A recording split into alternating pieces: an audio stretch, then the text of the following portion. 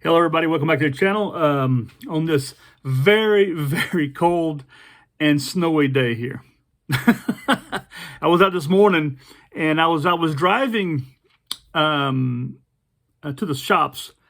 I thought about something that I think that a lot of people tend to forget about when it comes to winter driving, and I'm going to go over a few of these things. So I'll be right back with you. Hang on. So the first thing we're going to touch on is your car emergency kit list. Okay, besides having your cell phone, a cable, your cell phone completely charged, and then some warm clothes. But we're going to go over some things that I keep inside my truck. I keep it in a box, or I keep it spread out in places I can hide it. I have little cubby holes all over my pickup truck. I have a Ford Ranger, a pickup truck. So sadly, it doesn't have enough places in it to secure things. So I sort of use a lot of the back seat to secure things. But some of the things we're going to talk about first is the minimum. This is the minimum amount of supplies. One thing I keep inside my truck also is I keep a couple of Swiss Army blankets or wool blankets in there, because even if they're wet, you can still, and if you have an accident, you can wrap somebody up in it. This has happened to me twice, actually, where I've stopped at an accident for somebody else, and I use my blankets to wrap them up in until the emergency services came. But I keep in my car, I keep some wool caps in there, some gloves or mittens. I keep my wool blankets in there, and some extra socks, this kind of stuff. I also keep a really good ice scraper and a snow brush in there, so I can clean my car off. This morning I had to clean off about this much snow off the top of it and the front of it, just so I could get out, and clean my windows off. So I also keep in there a flashlight plus extra batteries, and I actually have also a rechargeable light that I can recharge from the motor. These hand crank lights are really actually quite good also, but those are not too bad actually.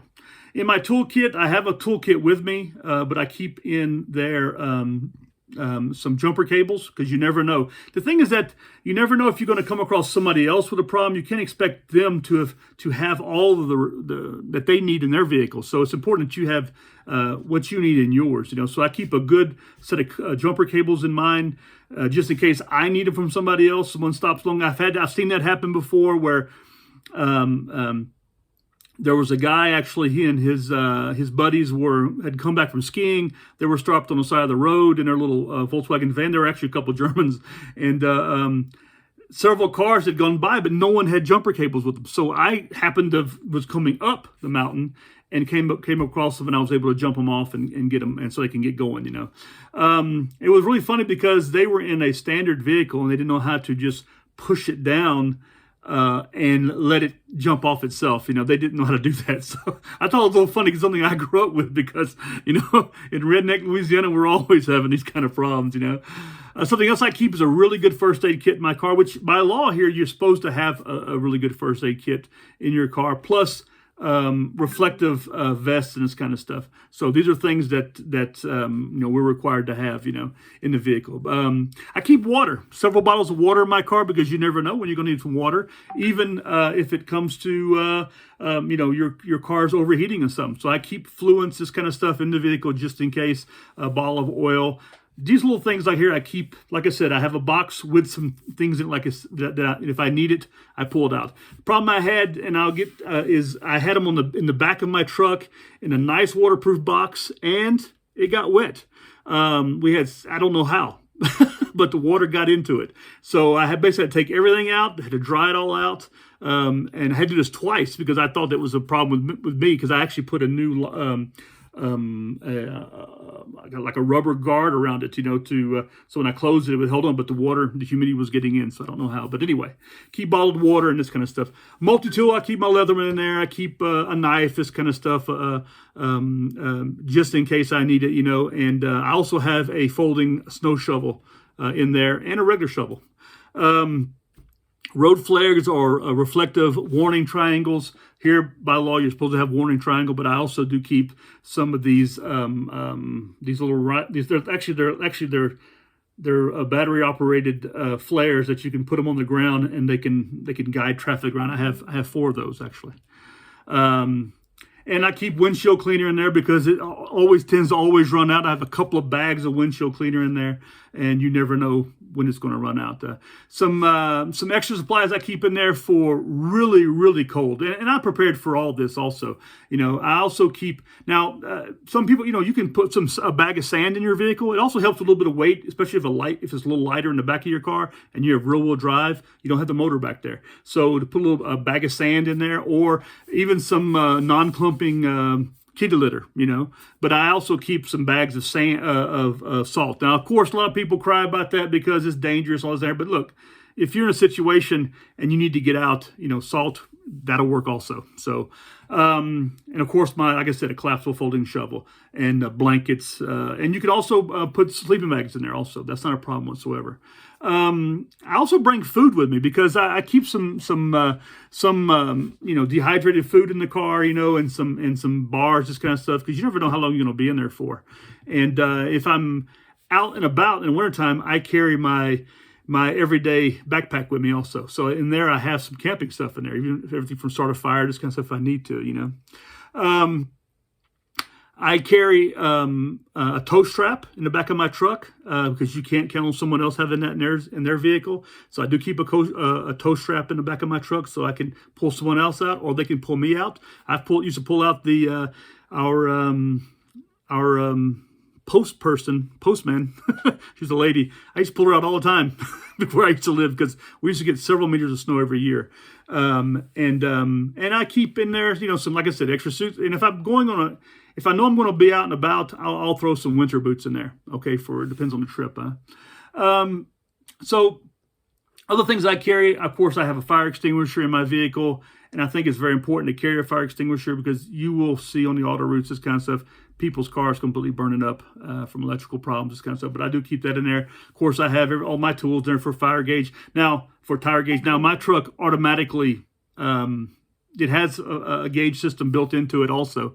Of course, I have a jack and a lug wrench for when it comes to for changing a tire. I have a spare tire. I have cleaning supplies, other rags, this kind of stuff to clean the vehicle. I do keep in there. I have a roll of duct tape in there, and I do have a small can of foam sealant. So if I really need to, and I also have a puncture kit in there, I can actually fix my tire myself. Now, when it comes to airing it back up, that'll be another ballgame. But I do have in my car, because I leave it in there, because when I carry my bicycle out, I have a tire pump. So if I don't have a compressor, but if it needs to be, I can use a tire pump, But you could also carry these cans, and I have carried those before. I have a couple of cans also of this. It's basically it's an inflator actually, and it has a sealant built into it. So that's what I carry actually. Like I said, I carry I carry a jacket in there, a coat in there, especially in the wintertime. I have an extra coat in there just in case. I have a sock cap and this kind of stuff. I carry, of course, my fire kit with me wherever I go, and I always have plenty of cash on me and spare change just in case I get in a situation where I need to make a phone call and my phone's going out, or I need to buy something, this kind of stuff. And of course, within my backpack is also a compass, and I have maps, this kind of stuff. I don't rely just on my GPS, So I'll get back with you in just a second, and we're going to talk more about how to prepare for winter driving. Welcome back. Now I'm outside. You can see the snow behind me, and this is my car. And this is what it looks like. I have a tough box in here, I guess is what it's called, I'm not sure. And inside of here I have extra blanket along with other stuff that I need for emergencies and for winter gear, including snow chains and this kind of stuff. And I also have, if you look over here behind my seat, I have first aid kit and water bottle. I keep my first aid kit top to IFAC. Also below it I have a reflective vest, and then I have several pouches which include things that I need, and then behind the seat there is a fire extinguisher, and I keep some garbage bags back there. Here I have a tool bag here, my poles, and some other cleaning stuff that I may need, although I don't really need it right now. I mean, one thing about this glass cleaner, I can use it actually to help clean the glasses up when it's iced out. And I have another first aid kit right here. It's a standard one everybody has with their cars. So that's what I got. Yeah, I suggest you set your car up for winter. Okay, we'll continue on with the video later. So let's continue on with other essentials that come in handy, for our vehicle. I think I went over this. And if you follow 10 essentials for hiking, you already have most of these things in your backpack, and you can double it up and carry some in a bag inside your car or in a container, something like what I just showed you. I have this box in the back of mine. I keep a lot of the bigger items in. I don't want slinging around, falling around. And I will attach that to the seat also when I'm driving around. So in case I have an accident, I don't have that, flying around inside the back of the vehicle. But yeah, like I showed you, a fire extinguisher, tire gauge, this kind of stuff which I already have built into my vehicle, So these are some of the things, with scissors, parachute cord, or some rope or something like that, and things to have inside your vehicle. And make sure you carry your maps, like I said, paper maps, because you never know if your GPS goes out, your electricity goes out, your phone goes out. It's good to have a map, especially maybe a national map, so you can find out where you're at and where you're going. So before you do any kind of winter driving, and this is important, you need to make sure your vehicle is ready, and that means you need to make sure your tires are inflated properly, that you have the proper tires for winter on your vehicle.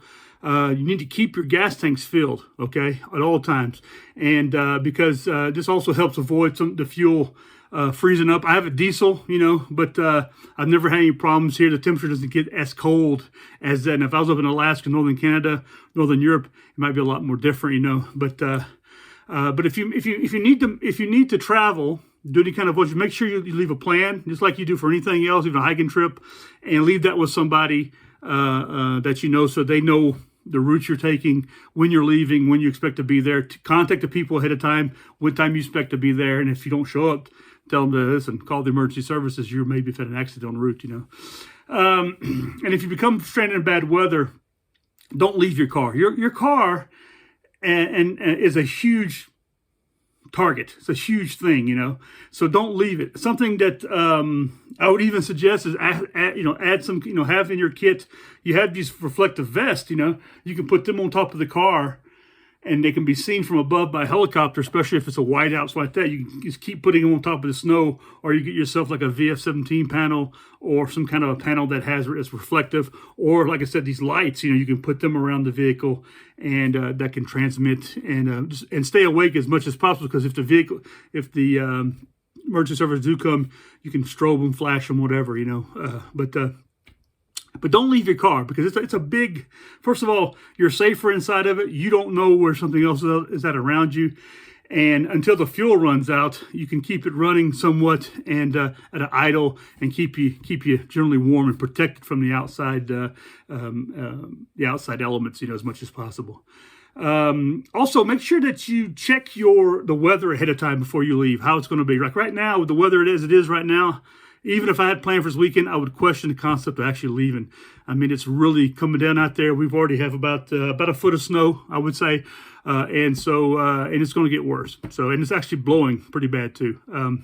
But check your weather, and if you're going on a really long voyage, have a mechanic look at your vehicle first, or check it out yourself. Check your oil, your fuel, all your fluids, this kind of stuff, and have backup fluids with you, somewhere. Have them in a container somewhere in the vehicle, so that way you can, if you need them, and avoid driving when you're sick, when you're not feeling well. If you're sick, or right now with COVID, this kind of stuff, avoid driving that, because you're either going to not feel very well, or you're going to on the way you're not going to feel very well, and you can pass out from this kind of stuff. You don't know how it's going to be. But let's do some winter driving tips. It's very important to know how to drive in these conditions.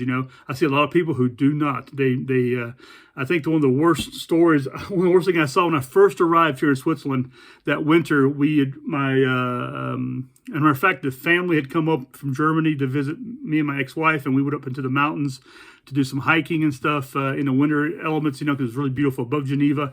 And on the way down that night, there was a BMW with only rear-wheel drive, and he was riding he was touching and riding the railing all the way down, because he didn't know how to drive in it, and of course, there's no traction in the front of the vehicle. I could only imagine the insurance bill. How do you explain that one? But beware of black ice. Roads may look clear, but they can still be very, very slippery. Stuck without traction, lacking sand or cat litter. In a pinch, you can take the floor mats out of your car, place them near the tires. You can slow inch the car into across the mats. You can get brush or whatever. You can do these things. Take that shovel out. But when you dig your tires out, you also, if your car is very low sitting, you need to dig the rest of it out also. You need to really do a good job. A lot of people they haphazardly do that, And make sure your windows are defrosted and clear, and be sure to clear snow and ice from the top of the vehicle. This happened to me this morning, actually. I had ice on top of my vehicle, and I brushed everything around it. But on the way back, it had melted, and when I stopped, it all slid into the front window of my vehicle. Mistake on my part. I just pulled over and brushed it all off, and I didn't have any more snow on top of the car. But still, if luckily I wasn't in a situation where it was more dangerous, But gently rub a small moistened cloth bag or iodized salt on the outside of your windshield to prevent the ice and snow from sticking. Okay, this I haven't done yet. That's an interesting one.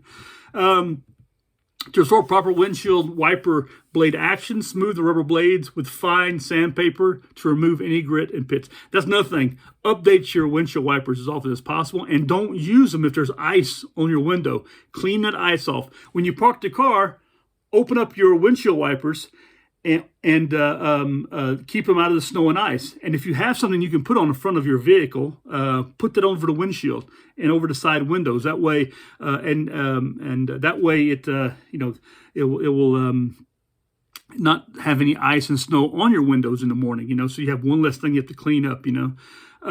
Fog-proof your mirrors and the inside of your windows with shaving cream, and spray and wipe it off with paper towels. Increase following distance when you're driving. You need to increase by seconds, 8 to 10 seconds. You need more time ahead of you, so get more time between you and someone else. And what you're going to find, especially when you're driving, there's always that one person, and here it's not just one, it's a whole nation, that like to pass everybody constantly. They see a hole, they're going to pass, okay? And they get in front of you, and you're constantly slowing more and more people down as they're trying to get forward, and they drive very, very dangerous. If possible, avoid using your parking brake in cold, rainy, and snowy weather. I guess that's more for a manual parking, I used to carry these road chucks, or something, a triangle to put in front of the, actually you put them behind each tire, and it keeps you from going, on one side it keeps you from going forward or backwards, Just don't forget that you have them. You can't get out of it. And do not use cruise control in wintry conditions, That's pretty obvious, because you're not going to be able to. You're going to be relaxed. You need to be attentive, and you need to pull over as often as you need to have a cup of coffee, have a Coke or something, or eat something, or take a break, because winter driving is the most stressful driving. Okay, and you need to be 100% alert. Okay. Look and steer in the direction you want to go. Accelerate and decelerate slowly. Okay. Know whether you have anti-lock brakes. Now, pretty much every day now, most cars, modern cars, all of them all have anti-lock brakes. So when you hit the brakes, it gently slows you down. It doesn't just lock up the brakes and you start sliding. And that you don't want to. And if you don't have them, tap the brakes gently until you come to a stop. But give yourself plenty of room. Use your transmission to gear down also if you have one. Okay, if you have a standard car, if you have a non-standard car, there are options for going downhill that you can put it in. Mine has that. It's sort of weird, but I've used it before just to see how it works. I didn't use it today, although I should, probably because there was a very icy road I went down and came back up today, but I didn't have any problems. I took my time. Of course, there's going to be people gathered up behind you, but that's their problem. You just put those, put your winter lights on, your fog lights on, and they'll tend to slow down. They'll realize that, wait a second, this guy's, and if possible, don't stop when going uphill. Okay, keep the momentum going. Okay, and signal distress with a brightly colored cloth tied to an antenna or a rolled up window, like I said before. Okay. And you can always go to the AAA, or here in Switzerland, the TCS, to get more information on winter driving. And it's not bad to take a winter driving course.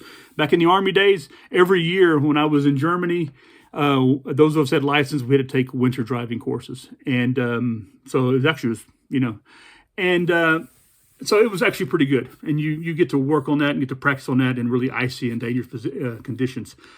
But, work on your kit for your car, the items that you need. There are lots of books out there to have these. You can go online. I would online real quick to make sure that my list was the right list, because I tend to overdo it, and I didn't want to forget anything, because it's important, especially in the winter conditions right now, that you go out there. But like I said, dress right. Don't overdress inside your car, but dress right. Have yourself some winter boots maybe in the car, or something you can slip over your feet. If you're someone who works and drive to work every day, if you're a lady and you wear heels, maybe you shouldn't wear heels. Wear some boots or something for the winter time, and bring your shoes with you. And when you get in, then you can change out. Men, you do the same thing. Just wear some boots in, have more traction, and once you're in, you can take them off in the office and let them dry out, and then you can wear your normal street shoes. So just be aware of that. But anyway, I want to thank you for coming in. This is a little bit long. It's probably about a 20-minute video on winter driving, but and I showed you a little bit what was inside of my car. Yeah, keep your car clean. Keep all the garbage out of it, and keep some garbage bags in there also, so you can keep garbage in there. And so if you have garbage, you put it inside a garbage bag, and then when you stop, empty it out. Because you don't need to carry all that weight and carry all that with you. And make sure you have your tow strap if you need it, in a place you can quickly get to it, okay? And that it's functional and it's in good shape also, because if you get pulled out, or you pull somebody else out, that's important also. So make sure you got that in a good situation. But anyway, listen, I want to thank you for coming back to the channel. It's gotten late in the day already, because we have all this bad weather coming in. It's not that late. It's actually only 4:30, but it's getting dark, But I want to thank you, and I hope you all have a good evening and enjoy your travels this winter, and enjoy this weekend. Take care. Goodbye.